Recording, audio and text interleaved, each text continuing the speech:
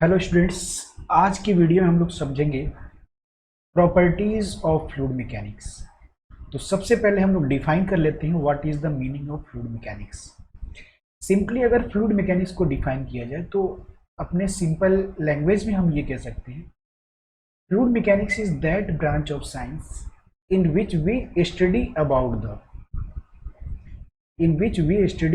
The fluid's property either in motion or at rest.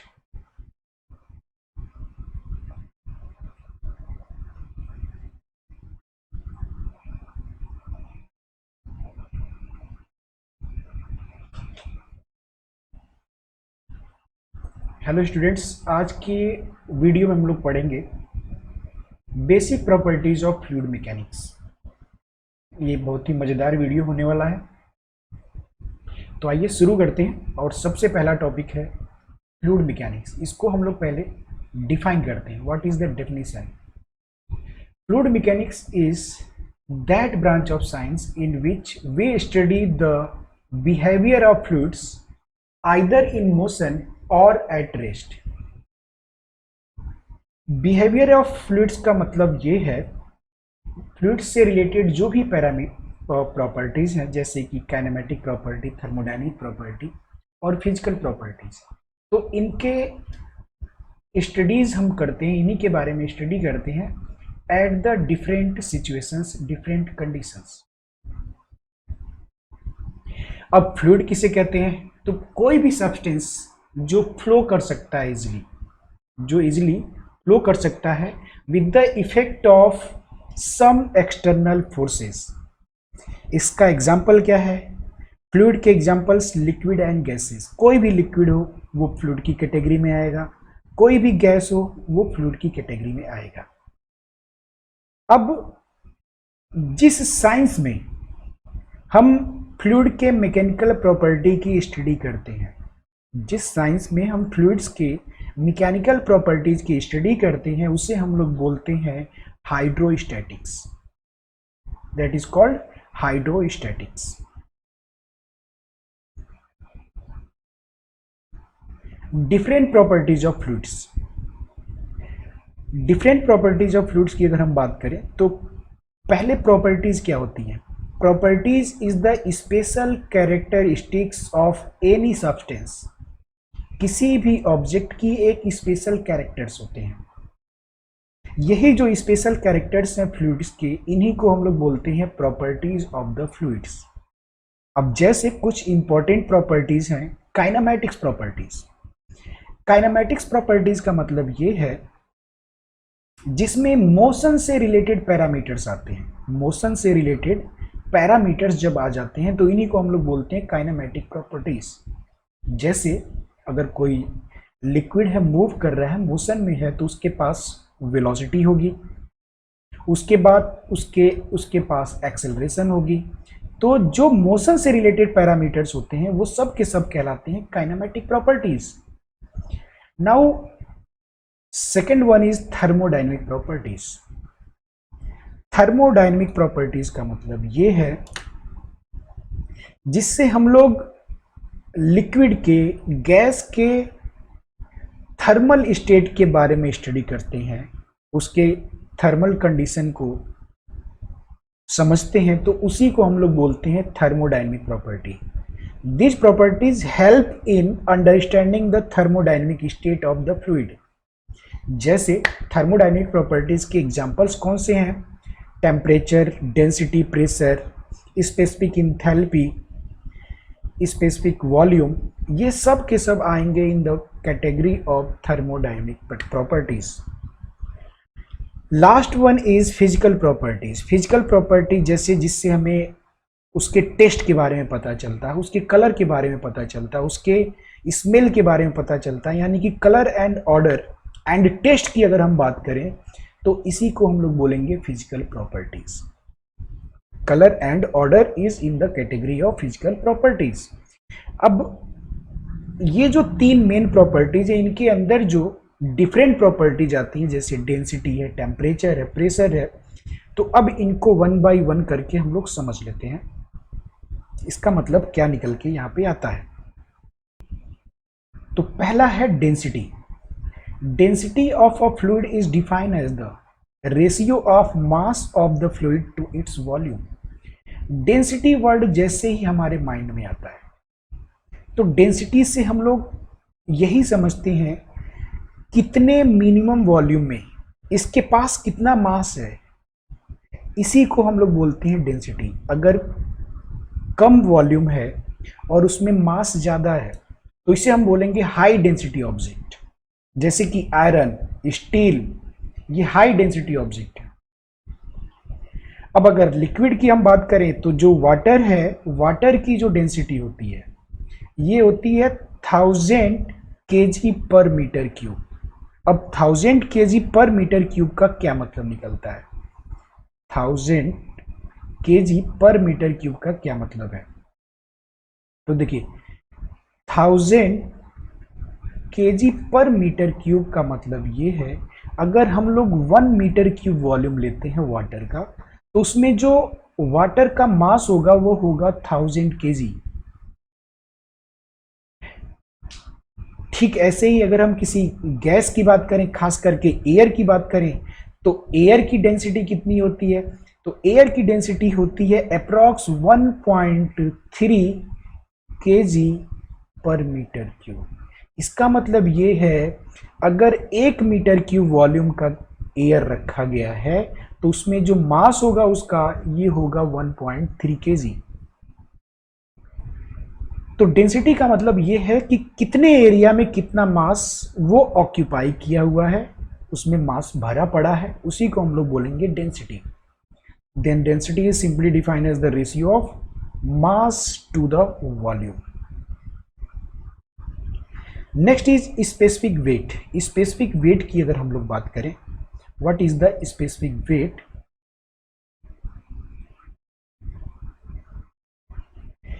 Specific weight is defined as the weight per unit volume.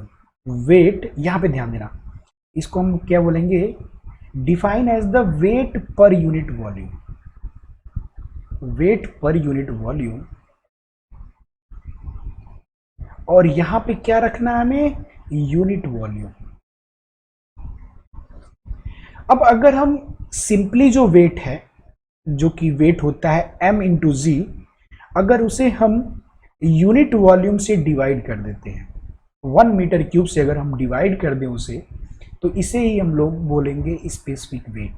तो जहाँ पे specific word आ जाता है तो इसका मतलब वहाँ पे उसे हम किसी स्टैंडर्ड वैल्यू से डिवाइड करके कैलकुलेट कर रहे हैं और उसी को नाम दे दिया जाता है स्पेसिफिक टर्म। तो यहाँ पे स्पेसिफिक वेट है, तो स्पेसिफिक वेट का मतलब ये भी एक तरह का वेट है, पर ये वेट क्या है? पर यूनिट वॉल्यूम के रेशियो में। Okay, the specific weight of water is, देखिए जब हम लोग सिंपली डेंसिटी की बात कर रहे थे तो डेंसिटी कितना आ रहा था? डेंसिटी आ रहा था 1000 kg पर मीटर क्यूब। तो कोई बात नहीं है, ये तो बात हो गई डेंसिटी की।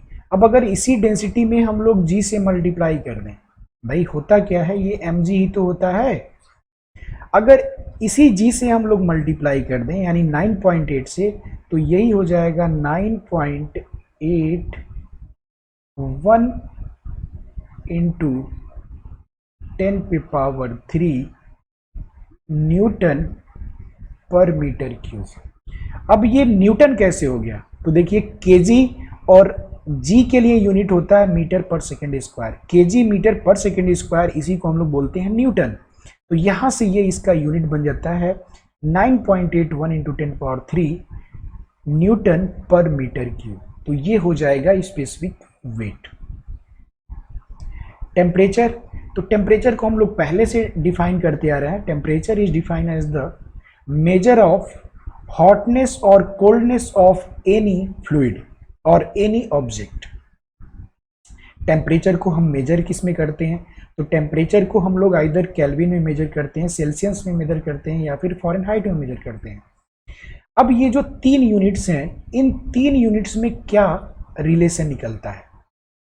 रिलेशन का मतलब ये है कि अगर कन्वर्जन की बात आ जाए कि आप फ़ारेनहाइट को सेल्सियस में करो, केल्विन में करो, तो ये क्या कन्वर्जन हम लोग यूज करेंगे। तो देखिए, अगर 0 डिग्री सेल्सियस है, 0 डिग्री सेल्सियस है, तो ये हो जाएगा 273 केल्विन। यानी कि डिग्री सेल्सियस को केल्विन में बदलने के लिए उसमें हमें 273 सिंपली ऐड कर देना है। क्लियर? अब ठीक ऐसे ही अगर जनरली पूछा जाए 1 डिग्री सेल्सियस कितना होगा, तो हम तुरंत, कुछ लोग तुरंत रिप्लाई देते हैं 273 केल्विन, जो कि ये इनकरेक्ट होगा। ये होगा 274 केल्विन। ये भाई 1 तो हमें ऐड करना ही होगा 273 में, तो ये हो जाएगा 274 केल्विन। क्लियर? ठीक ऐसे ही हम लोग समझ लेते हैं फ़ारेनहाइट का क्या रिलेशन है। तो ये होता है F-32 upon 9 is equal to C upon 5। अगर इस रिलेशन का यूज करेंगे आप, तो फ़ारेनहाइट को सेल्सियस में या फिर सेल्सियस को फ़ारेनहाइट में आप कन्वर्ट कर सकते हैं। तो ये बड़ा ही सिंपल सा कन्वर्जन हो जाएगा। अब इसके बाद हम बात करेंगे प्रेशर। प्रेशर को हम लोग डिफाइन करें तो force per unit area is known as the pressure. Simply force per unit area is known as the pressure. और इसकी यूनिट क्या हो जाएगी? यूनिट हो जाएगी newton per metre square. Force per unit area, force के लिए यूनिट न्यूटन और एरिया के लिए मीटर स्क्वायर। तो सिंपल सा इसका यूनिट बन जाता है Newton per metre square. Specific volume की अगर हम बात करें, अब स्पेसिफिक वॉल्यूम को हम लोग कैसे डिफाइन करेंगे, तो यहाँ पे देखिए वॉल्यूम हमारा स्पेसिफिक है। तो स्पेसिफिक का मतलब हमें किसी चीज़ से डिवाइड करना है। तो स्पेसिफिक वॉल्यूम को आप जब डिफाइन करेंगे तो आप सिंपल आपको ये बोलना है, it is defined as the ratio of, it is defined as the ratio of volume per unit mass. Volume इसमें ऊपर कर दीजिए क्योंकि स्पेसिफिक वॉल्यूम की बात हो रही है, तो जिसकी बात हो रही है वो ऊपर होगा। और किससे डिवाइड करना है हमें? पर केजी से, यानी कि 1 केजी से आप इसे डिवाइड कर दीजिए। Volume per unit mass is known as the specific volume. Volume per unit mass is known as the specific volume. ये हो जाएगा बड़ा सिंपल सा इसका स्टेटमेंट स्पेसिफिक वॉल्यूम के लिए। अब देखिए स्पेसिफिक वॉल्यूम का क्या डेंसिटी से कोई रिलेशन है? यस, स्पेसिफिक वॉल्यूम जो है, स्पेसिफिक वॉल्यूम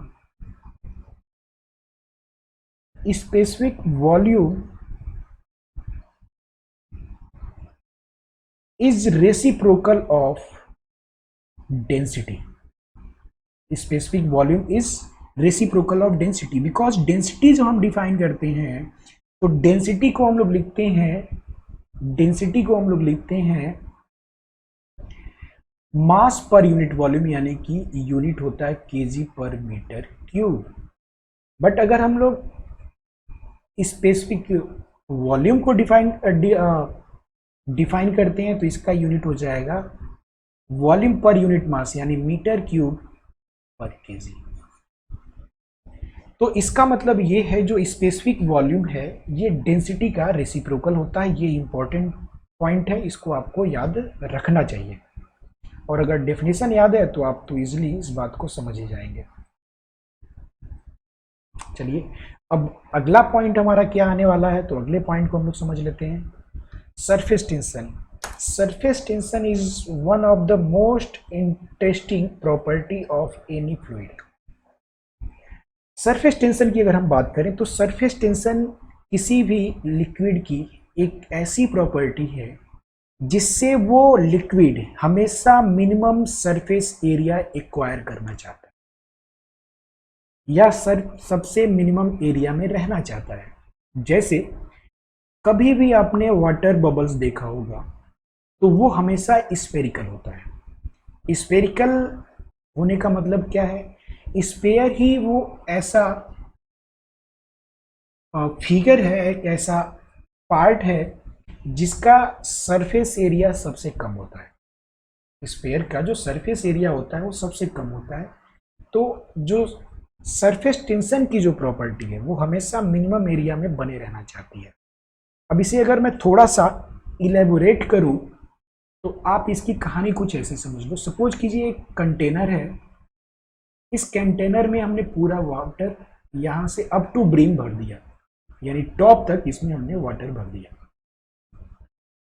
अब वाटर के जो मॉलिक्यूल्स हैं इनके बीच में होता है इंटरमॉलिक्यूलर एक्शन या इंटरमॉलिक्यूलर अट्रैक्टिव फोर्स काम करते हैं, जिसे हम लोग कोहेसिव फोर्स भी बोलते हैं। इंटरमॉलिक्यूलर फोर्स का मतलब ये हुआ, जैसे अगर हम किसी सिंटर मॉलिक्यूल की बात करें, इसके हर साइड में इनफाइनाइट मॉलिक्यूल्स पड़े होंगे, ये इसे इधर खींचेगा, ये इधर खींचेगा, इधर खींचेगा, इधर खींचेगा, इधर खींचेगा और ये इधर खींचेगा। तो ये जो मॉलिक्यूल बिल्कुल सेंटर पे है या कहीं पे भी है सरफेस को छोड़ के, तो वहां पे जो फोर्स काम करता है वो हर एक डायरेक्शन में काम करेगा, ऊपर भी काम करेगा, लेफ्ट में भी काम करेगा, राइट में, हर एक डायरेक्शन में काम करेगा। बट अगर हम लोग बात करें इसके टॉप सरफेस की, तो इसके टॉप सरफेस पे अगर यहाँ पे एक मॉलिक्यूल की स्टडी हम करें और इसके आजू बाजू जो मॉलिक्यूल्स हैं इनके रिस्पेक्ट में इसकी स्टडी करें, तो ये मॉलिक्यूल्स इसको इधर खींच रहे हैं, इधर खींच रहे हैं, इधर खींच रहे हैं, इधर खींच रहे हैं। अब ये जो मॉलिक्यूल्स इसको इधर खींच रहे हैं, इसका मतलब इसका जो मूवमेंट होने की टेंडेंसी होगी, बेंड होने की जो टेंडेंसी होगी, वो नीचे की तरफ होगी। तो ये क्यों बेंड हो रहा है? क्योंकि इंटरमॉलिक्यूलर फोर्स जो काम कर रहे हैं वो नीचे की तरफ काम कर रहे हैं, तो ये जो पार्ट होगा ये थोड़ा सा बेंड होगा। अब ऊपर जो एयर है, एयर का भी इसके साथ एक फोर्स डेवलप होता है, एयर का और वाटर का, जिसे बोलते हैं हम लोग एडहेसिव फोर्स, यानी कि जो डिफरेंट मॉलिक्यूल के बीच में जो फोर्स प्रोड्यूस होता है वो होता है एडहेसिव। तो इसकी जो वैल्यू होगी, जो एयर के साथ इसके बीच में इंटरमॉलिक्यूलर फोर्स प्रोड्यूस हो रहा है और जो सेम मॉलिक्यूल्स के बीच में इंटरमॉलिक्यूलर फोर्स प्रोड्यूस हो रहा है, तो इसकी वैल्यू हमेशा ज़्यादा रहेगी, तो इसीलिए ये नीचे की तरफ बेंड हो जाता है। अब जैसे जब हम लोग नहा लेते हैं तो बाल जो हमारे होते हैं वो चिपक जाते हैं, तो चिपकने का रीज़न ये ऐसा नहीं है उसमें किसी तरह का कोई ग्लू मिला दिया गया है। चिपकने का रीज़न ये है कि जो वाटर्स हैं इनके बीच के इनके जो मॉलिक्यूल्स हैं उनके बीच में इंटरमॉलिक्यूलर अट्रैक्शन फोर्स प्रोड्यूस हो जाता है और वो एक दूसरे को अट्रैक्ट करते हैं। जब वो अट्रैक्ट करते हैं तो जब तक वाटर ड्रॉपलेट्स, वाटर हमारे बालों में रहता है, यानी कि बाल गीले रहते हैं, तब तक वो स्टिकी रहते हैं। अब जैसे ही वाटर सूख गया, ड्राई हेयर हो गया, तो वो बिल्कुल स्टिकी नहीं रह पाता है। तो ये जो इंटरमॉलिक्यूलर फोर्स है, कोहेसिव फोर्स है, यही मेनली रिस्पॉन्सिबल है for to the surface tension, और यही प्रॉपर्टी है जिसकी वजह से हर एक liquid minimum surface area acquire करना चाहता है। अब मिनिमम सरफेस एरिया एक्वायर करना चाहता है, तो इसके अगर हम लोग यूनिट की बात करें तो देखिए ये होता है force per unit length. Surface tension को अगर हम टी से डिनोट करते हैं तो इसका फॉर्मूला होता है, मैथमेटिकल फॉर्मूला होता है T is equal to F upon L, force upon length of the surface, और यूनिट हो जाएगी फोर्स के लिए न्यूटन, लेंथ के लिए मीटर, तो न्यूटन मीटर इसका SI यूनिट बन जाता है। अब बात ये आती है सरफेस टेंशन पे टेम्परेचर का क्या इफेक्ट आता है। अगर हम सरफेस टेंशन की स्टडी कर रहे हैं विद रेफरेंस टू टेम्परेचर, तो जब हम टेम्परेचर बढ़ाएंगे तो लिक्विड का जो सरफेस टेंशन की प्रॉपर्टी है वो डिक्रीज कर जाएगी। सरफेस टेंशन की जो प्रॉपर्टी है वो डिक्रीज कर जाएगी, यानी कि ये टेम्परेचर के इन्वर्सली प्रोपोर्शनल होता है। टेम्परेचर बढ़ेगा, सरफेस टेंशन घटेगा, टेम्परेचर घटेगा तो सरफेस टेंशन उस लिक्विड का बढ़ जाएगा। ओके, अब चलिए इसके आगे हम लोग बात कर लेते हैं विस्कोसिटी। विस्कोसिटी का मतलब ये है, ये फ्लूइड्स के दो लेयर के बीच में एक तरह का रेजिस्टिव फोर्स होता है, जो उनके दो लेयर के बीच में जो रिलेटिव मोशन हो रहा है उसको अपोज करने का काम करता है। जब दो सॉलिड कांटेक्ट में होते हैं तो वहां पे जो ये अपोजिंग फोर्स होता है, इस तरह का जो अपोजिंग फोर्स आता है उसे हम लोग बोलते हैं फ्रिक्शनल फोर्स। बट अगर इसी तरह का कोई अपोजिंग फोर्स लिक्विड में प्रोड्यूस होता है, लिक्विड के दो लेयर के बीच में प्रोड्यूस होता है, तो उसे हम लोग बोलेंगे विस्कोसिटी। देखें तो कोई भी लिक्विड अगर फ्लो कर रहा है, कोई भी लिक्विड अगर फ्लो कर रहा है, तो उस लिक्विड का जो अपर लेयर होगा उसकी जो वेलोसिटी होगी उसके लोअर लेयर के कंपैरिजन, अपर लेयर का जो मोशन होगा लोअर लेयर के कंपैरिजन फास्ट होगा, तेज होगा, ज्यादा होगा। तो इसका मतलब आप कहीं अगर ऑब्जर्व कर रहे हो कि वाटर फ्लो कर रहा है और कौन से लेयर का मूवमेंट ज्यादा है, तो आपको हमेशा यही मिलेगा, जो आउटर लेयर है उस लेयर का मूवमेंट ज्यादा होता है। अब अगर उस लेयर का मूवमेंट अगर ज्यादा तेज हो रहा है, तो इसका मतलब वो नीचे वाले लेयर से आगे निकल जाएगा स्लाइड करते हुए। तो जब वो नीचे वाले लेयर से आगे निकलेगा तो नीचे वाला लेयर क्या करेगा, उसे एक तरह का रेजिस्टिव फोर्स ऑफर करेगा, और ये जो रेजिस्टिव फोर्स होगा गाइस, इसी को हम लोग बोलेंगे विस्कोसिटी।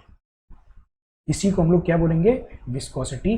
तो एक तरह से विस्कोसिटी क्या है, फ्लूइड्स के अंदर प्रोड्यूस होने वाला रेजिस्टिव फोर्स है जो हमेशा फ्लूइड के मोशन को अपोज करता है, और इसी को हम लोग बोलते हैं विस्कोसिटी। तो इसकी डेफिनेशन भी हालांकि इसमें मेंशन है, डेफिनेशन तो आप पढ़ ही लेंगे, बट अगर जो मैं चीज़ें बोल रहा हूँ अगर आप ध्यान से सुन रहे हो तो आपका काम, याद करने वाला काम थोड़ा आसान हो जाएगा। तो इसलिए आपको थोड़ा ध्यान से सुनना चाहिए। और ये जो नोट्स है ये मैं अटैच कर दूंगा इस वीडियो के लिंक में, इस वीडियो के डिस्क्रिप्शन में। तो ये बात हो गई विस्कोसिटी की। अब विस्कोसिटी को मैथमेटिकली हम कैसे प्रूव करेंगे, देखिए अब बात आ गई दो लेयर, लेयर 1 और एक लेयर 1 है और इसके ऊपर लेयर 2 है, दो लेयर जा रहे हैं। इनके बीच में जब ये मोशन का डिफरेंस आ जाएगा तो इसका मतलब ये दोनों लेयर एक दूसरे से अलग हो रहे हैं, कट रहे हैं। तो इसका मतलब यहाँ पे एक शियर फोर्स प्रोड्यूस हो जाएगा। एक लेयर आगे गया तो वो क्या है, इसका मतलब उस पर फोर्स ज्यादा काम कर रहा है तो वो आगे निकल गया। अब ये जो फोर्स प्रोड्यूस हो रहा है, इसी फोर्स को अगर इसके सरफेस एरिया से डिवाइड कर दें तो यही कन्वर्ट हो जाता है शियर स्ट्रेस में। शियर स्ट्रेस क्यों, क्योंकि यहाँ पे शियरिंग हो रही है दो लेयर के बीच में, दैट्स वाइट शियर स्ट्रेस। तो यहां से ये कंक्लूजन निकलता है, जो शियर स्ट्रेस है that shear stress is proportional to velocity gradient du upon dy। अब जब ये वेलोसिटी ग्रेडियंट के प्रोपोर्शनल है तो प्रोपोर्शनल साइन हम हटाते हैं तो यहाँ पे एक कांस्टेंट आता है जिसे हम लोग बोलते हैं म्यू, और ये जो म्यू है यही है यही है viscosity. Mu is the viscosity. अब देखिए du अपॉन dy का क्या कॉन्सेप्ट है, du अपॉन dy का क्या कॉन्सेप्ट है। जैसे जैसे वाटर फ्लो हो रहा है, जैसे जैसे हम ऊपर बढ़ते जाएंगे ये वेलोसिटी ग्रेडियंट भी हमारा चेंज होता जाएगा। यहाँ पे डिफरेंस कुछ और होगा, इन दोनों लेयर के बीच में ये डिफरेंस कुछ और होगा। इसका मतलब इन दोनों के बीच में जो रिलेटिव वेलोसिटी है du, इन दोनों के बीच में जो रिलेटिव वेलोसिटी है du, ये किस पे डिपेंड करेगा, ये लेयर के डेप्थ पे डिपेंड करेगा। अब जो वेलोसिटी का, रिलेटिव वेलोसिटी का डेप्थ के साथ रेशियो निकल के आता है, इसी को हम लोग बोलते हैं वेलोसिटी ग्रेडियंट। तो यहां से हमें एक फॉर्मूला मिल गया, tau is equal to mu into du upon dy। अब म्यू की वैल्यू क्या हो जाएगी, तो म्यू की वैल्यू हो जाएगी tau into dy upon du। यहाँ पे dy क्या है, चेंज इन डेप्थ, du क्या है, चेंज इन वेलोसिटी, या फिर सिंपली इसे आप बोल सकते हैं रिलेटिव वेलोसिटी। अब इसकी यूनिट क्या हो जाएगी, म्यू की यूनिट अगर हम लोग यहीं से निकालना चाहें तो शियर स्ट्रेस के लिए फॉर्म यूनिट होता है Newton per metre square. du ये एक तरह का डेप्थ है तो यूनिट होगी मीटर, और ये वेलोसिटी है तो इसकी यूनिट हो जाएगी मीटर पर सेकेंड। तो इसका यूनिट बनता है न्यूटन, ये मीटर से मीटर कट गया, सेकेंड ऊपर गया, न्यूटन सेकेंड पर मीटर स्क्वायर। और ये जो न्यूटन अपॉन मीटर स्क्वायर है, न्यूटन अपॉन मीटर स्क्वायर है, इसको हम लोग बोलते हैं पास्कल। तो ये हो जाएगा पास्कल सेकेंड, इसका एसआई यूनिट हो जाएगा पास्कल सेकेंड। अब देखिए यहाँ पे आपको एक नया टर्म मिलने वाला है, और ये नया टर्म ये होता है जैसे 0.1 पास्कल सेकेंड किसकी वैल्यू होती है। तो जो इसका कॉन्सेप्ट है, इसके यूनिट का, डायनेमिक विस्कोसिटी का, इसके कॉन्सेप्ट से निकल के आता है एक यूनिट ट्वाइस। अब ये जो 1 ट्वाइस होता है, जो कि 1 ट्वाइस होता है, जो कि एसआई यूनिट नहीं है, तो 1 ट्वाइस को अगर हम लोग एसआई यूनिट में कन्वर्ट करें तो ये होता है 0.1 न्यूटन सेकेंड पर मीटर स्क्वायर, या फिर सिंपली आप इसे बोल सकते हैं 0.1 पास्कल सेकेंड, जो चीज यहाँ पे मेंशन किया गया है 0.1 पास्कल सेकेंड।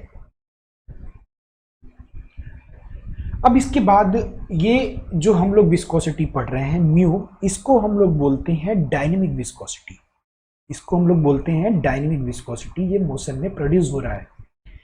अब अगर इसी डायनेमिक विस्कोसिटी को हम लोग लिक्विड के डेंसिटी से या फ्लूइड के डेंसिटी से डिवाइड कर दें तो ये कन्वर्ट हो जाएगा काइनेमैटिक विस्कोसिटी, ये कन्वर्ट हो जाएगा काइनेमैटिक विस्कोसिटी। और काइनेमैटिक विस्कोसिटी को हम लोग डिनोट करते हैं न्यू से।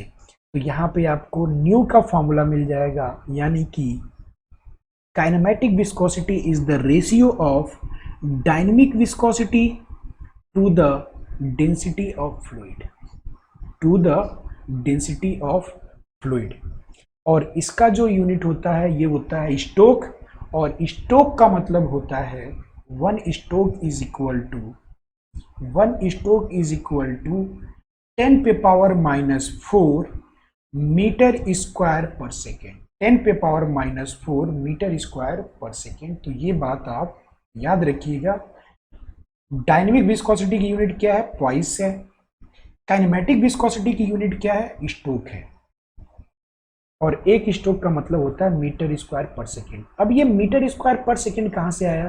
तो आप यहीं से अगर ये यूनिट निकालना चाहो तो निकाल सकते हो। म्यू की वैल्यू क्या थी? तो म्यू की वैल्यू थी न्यूटन सेकेंड, वैल्यू नहीं यूनिट, पर स्क्वायर। रो की वैल्यू क्या होती है? मास पर यूनिट वॉल्यूम, केजी पर मीटर क्यूब। यूनिट क्या होती है? केजी पर मीटर क्यूब। अब थोड़ा सा इसे और सही से अरेंज करते हैं तो ये हो जाएगा न्यूटन सेकेंड, नीचे मीटर स्क्वायर। अब ये मीटर क्यूब गया ऊपर, यहां आ गया केजी। अब थोड़ा सा और कन्वर्ट करते हैं। न्यूटन का मतलब होता है केजी मीटर पर सेकेंड स्क्वायर। ये न्यूटन वाली वैल्यू है, ये न्यूटन की जगह है, ये पूरी की पूरी वैल्यू। इनटू में इसके साथ सेकेंड तो होगा ही होगा। अब इसके साथ जो सेकेंड है, इसको हम लोग ऐसे ही छोड़ दें, बाकी की जो चीजें हैं उसको पहले लिख लेते हैं। मीटर क्यूब पर केजी, नीचे है मीटर स्क्वायर। हेलो,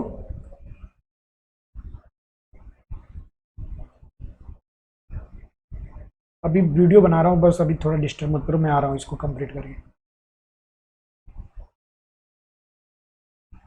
आ रहा हूँ। तो यहां से देखिए क्या होने वाला है। एक तो सेकेंड से ये सेकेंड कट गया, क्लियर। अब आगे क्या कन्वर्जन होने वाला? केजी से केजी कट जाएगा। यहां से इस मीटर स्क्वायर से एक ये कट गया। अब बचा क्या? तो बचा मीटर स्क्वायर और नीचे सेकेंड, तो इसका यूनिट हो जाएगा मीटर स्क्वायर सेकेंड। तो ये यूनिट आप इस तरह से निकाल सकते हैं। अब इसके आगे हम लोग बात कर लेते हैं स्पेसिफिक ग्रेविटी, जिसे हम लोग बोलते हैं रिलेटिव डेंसिटी भी। रिलेटिव डेंसिटी से मतलब ये निकलता है, अगर किसी और फ्लूइड की डेंसिटी को वाटर की डेंसिटी के रिस्पेक्ट में निकालते हैं, कैलकुलेट करते हैं, तो इसी को हम लोग बोलेंगे specific gravity. Specific gravity of an object is the density of that object divided by the density of water. किसी भी ऑब्जेक्ट की डेंसिटी को अगर वाटर की डेंसिटी से डिवाइड कर दें तो वही उसकी हो जाएगी रिलेटिव डेंसिटी या फिर स्पेसिफिक ग्रेविटी। और इसकी कोई यूनिट नहीं होती है, बिकॉज ऊपर भी डेंसिटी नीचे भी डेंसिटी, तो इसकी कोई यूनिट नहीं होगी। अब बात कर लेते हैं Newtonian fluids and non Newtonian fluid. ये भी इंपॉर्टेंट पार्ट बनता है, आपके एग्जाम्स में पूछे जा सकते हैं न्यूटोनियन फ्लूइड क्या है, नॉन न्यूटोनियन फ्लूइड। तो सिंपल सा डेफिनेशन इसका आप याद रखना, those fluids which follow the Newton's law of viscosity is called Newtonian fluid, and those fluids which does not follow the Newton's law of viscosity is called non-Newtonian fluids। तो इसका जो definition है वो बड़ा प्रॉपर वे में लिखा गया है, अब इसको पढ़ोगे तो आपको समझ में आ जाएगा।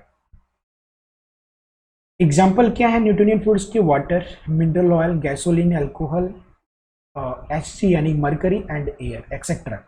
इसका मतलब ये जितने भी पतले लिक्विड हैं यानी कि कम कंसंट्रेटेड जितने भी लिक्विड्स हैं वो न्यूटोनियन फ्लूइड्स को फॉलो करते हैं, और जो कंसंट्रेटेड फ्लूइड है जिनका कंसंट्रेशन हाई होता है, जो गाढ़े होते हैं, वो होते हैं नॉन न्यूटोनियन फ्लूइड्स। जैसे क्विक सैंड है, कॉर्न फ्लोर है एंड वाटर है, कॉर्न फ्लोर एंड वाटर का मिक्सचर है, सिली पुट्टी है, केचप है, मिल्क, ब्लड है, तो ये सब के सब आ जाएंगे in the category of non Newtonian fluids. तो इस वीडियो में यहीं पे फिनिश करते हैं, फिर इसके आगे हम लोग पढ़ेंगे 1 by 1 Pascal's law, continuity equation, Bernoulli equation. तो इस तरह से ये वाला पार्ट जो है वो फिनिश हो जाएगा। ओके, ठीक है, मिलते हैं अगले वीडियो में जल्दी।